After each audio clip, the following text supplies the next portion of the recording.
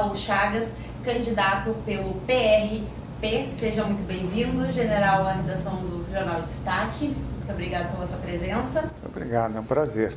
O senhor chega como candidato pela primeira vez, não é, ao governo do Distrito Federal e defendendo essa situação de que a população está cansada da velha política, está esgotada essa velha política. Como é que o senhor pretende sustentar esse seu discurso durante a campanha sem ter tido ainda nenhuma experiência a cargo eletivo? Eu não tenho nenhuma dúvida de que os discursos que eu tenho ouvido toda a vida e ouço até agora são sempre os mesmos, os discursos dos políticos querendo se reeleger, porque a maioria deles são os mesmos de sempre, e com o discurso sempre de que a situação da saúde, a situação da educação, a situação da saúde pública, está tudo muito ruim. Mas nunca se faz a pergunta, bom, e nos últimos 4 anos, o que foi que o senhor fez para melhorar? Porque há 4 anos atrás o senhor estava dizendo a mesma coisa e continua dizendo a mesma coisa. Que a gente parte então do princípio, eu parto do princípio que nesses 4 anos ele fez muita política e pouca gestão, ou pouca gestão sobre a necessidade da população.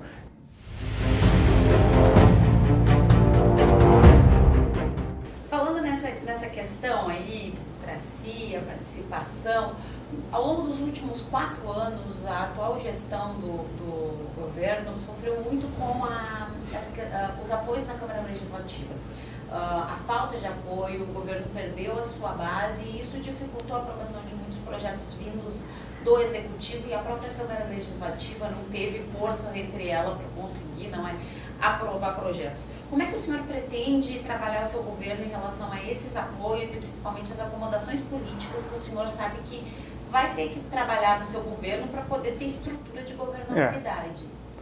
Através do interesse público, porque todas as pessoas que estão em cargo executivo ou legislativo, elas estão nesses cargos porque se dispuseram, porque se propuseram a defender o interesse público, o interesse daqueles que votaram neles, que acreditaram nessas propostas e os colocaram lá para tratar exatamente do interesse público. Então, eu entendo que esse tipo de negociação tem que ser feita à luz do interesse público. Então, uma proposta que venha do Executivo é uma proposta que visa o interesse da população. Vai ser negociada com os representantes do interesse da população. Então, pode haver um aperfeiçoamento dessa proposta. Pode haver, ou então, haver um movimento ao contrário que prove que aquilo não é o interesse da sociedade. Então, eu não julgo que seja difícil haver essa negociação se você colocar, em primeiro lugar, como foco o interesse da sociedade. Mesmo quando as questões políticas entrarem em divergência? O problema da questão política é um problema de interesse dos políticos e não da sociedade. Então, não pretendo discutir esse assunto em termos políticos.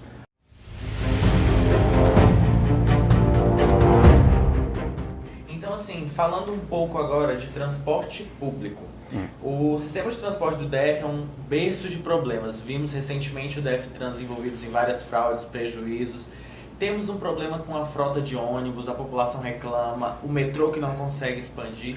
Como que o senhor pretende investir nessa área, talvez investimentos da área privada? Como que o senhor pretende solucionar esse problema? Com tudo isso que você falou.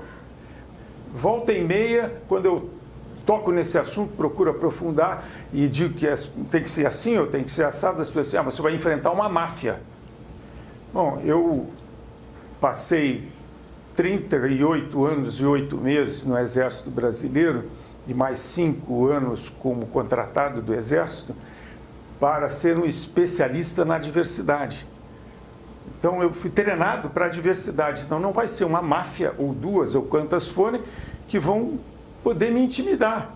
Se eu fui treinado para isso, então eu não tenho nenhum receio de encarar essas tais máfias que tem por aí. Eu sei como me preparar, sei como me defender e e eu fui treinado para servir a sociedade, servir ao Brasil, servir ao cidadão brasileiro. Não vou fugir disso agora, porque isso está no meu sangue.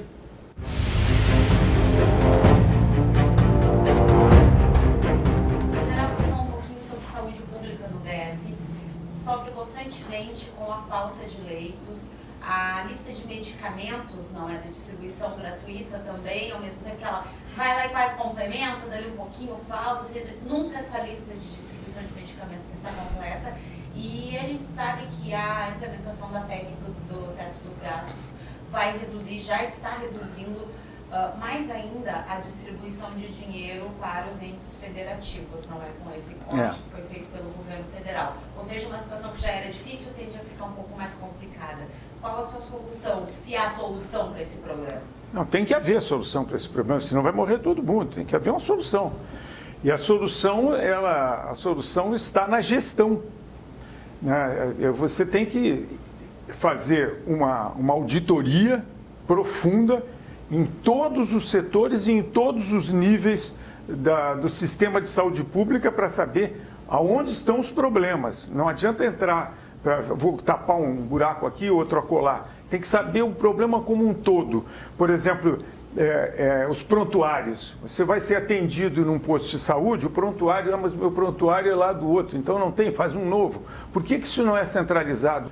O fundo que vem do Constitucional, que vem da União, 52% dele é para a saúde. O fundo varia, dependendo do ano, de 13 bilhões a 15 bilhões. Então, a metade disso vai para a saúde, fora aquilo que é arrecadado normalmente do Distrito Federal, que varia também de 23 a 25 bilhões. E uma parte disso semelhante vai. Agora, o que me disseram, o que eu fiquei sabendo, porque, lógico, eu não tenho acesso a esses dados com precisão, então a gente fica pesquisando através das pessoas que trabalham nessa área. E nós temos a informação que esse verbo gira em torno, para a saúde, de 9 bilhões. Eu não acredito que esses 9 bilhões sejam efetivamente bem administrados, porque 9 bilhões teria que ser suficiente para isso. E se não for, mas tem que ser provado. Existe muita incompetência, muita negligência e muita má-fé, né? A incompetência até não é necessariamente algo que é culposo, né? Doloso. É incompetente porque não deram às pessoas os instrumentos necessários.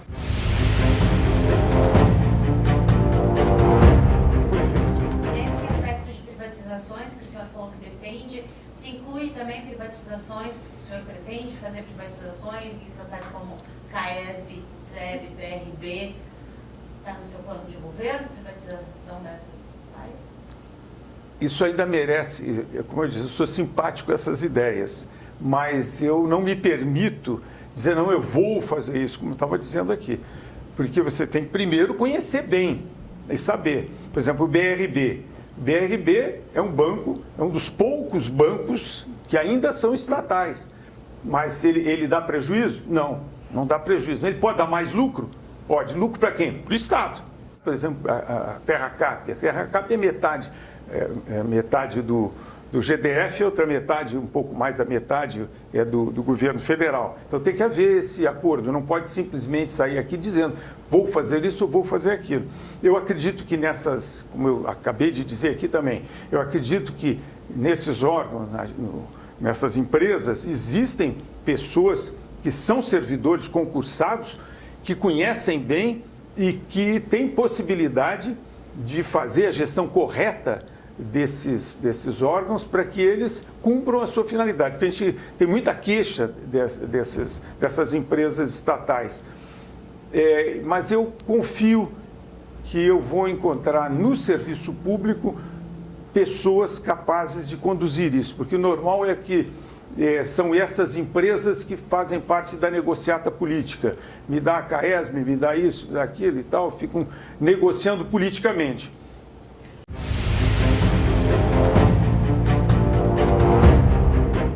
General, o senhor falou de servidores públicos e a mentalidade de Brasília é muito voltada para o funcionalismo público.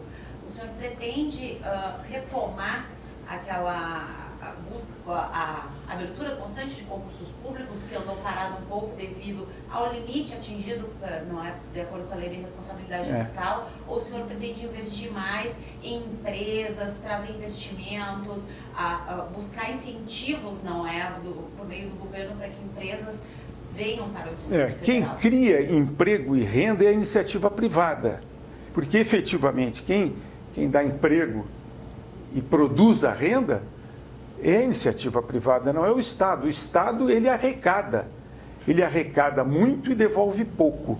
Todos os organogramas que me foram apresentados sobre todas as secretarias, eu entendi que tem gente demais, penduricalho demais, coisas que poderiam estar juntas num lugar só e estão separadas. Então, merece uma avaliação de gestão, um choque de gestão para que as coisas funcionem com menos gente e com mais eficiência.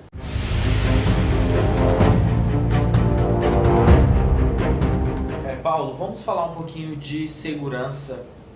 Brasília tem registrado aumentos significativos nos últimos meses, principalmente de estupro, feminicídio. Houve algumas quedas, por exemplo, em casos de homicídio, mas roubos a coletivo vem crescendo essas ocorrências. Como que o governo pode atuar para redução destes casos e principalmente trazer a sensação de segurança de volta para a comunidade?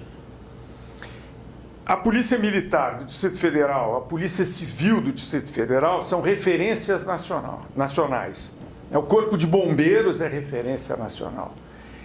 O que está faltando? Está faltando coordenação, controle, integração, inteligência para colocar tudo isso junto para trabalhar em conjunto. Porque nesse assunto, nesse tema de segurança pública, se a Polícia Militar vale 2, a Polícia Civil vale 2, eu juntar os dois, vai dar 6. Não vai dar 4. E por enquanto, dá 3,5, porque na hora que encontra uma com a outra, sempre há um atrito, uma dificuldade, uma atrapalha a outra. Por quê? Porque não se falam. Uma desconfia da outra. E não pode haver isso.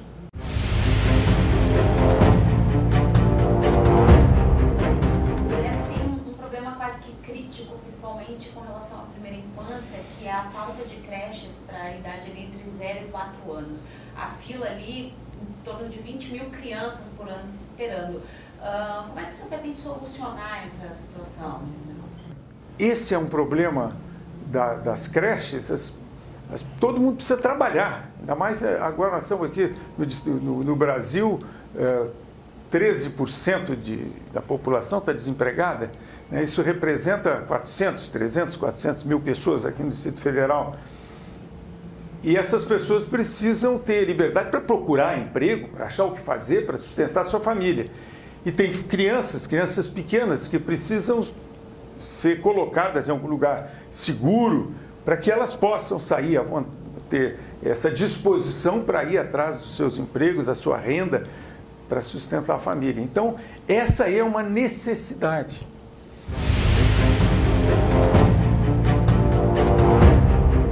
Bom, candidato, o senhor falou que a sociedade já está cansada de maquiagem e precisa de solução. Qual a solução do senhor para o nosso centro administrativo que está parado aí há 4 anos e o governo que ficou aí nesse último mandato não conseguiu resolver? O centro administrativo foi feito para ser um centro administrativo. Acho que não tem outra finalidade para ele a não ser o centro administrativo.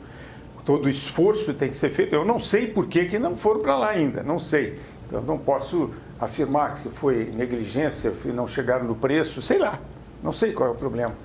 Mas o centro administrativo não pode ser outra coisa que não um centro administrativo. Se você resolver transformá-lo numa universidade, vai ter que empenhar mais dinheiro lá, porque aquilo foi feito para ser um centro administrativo, não uma escola.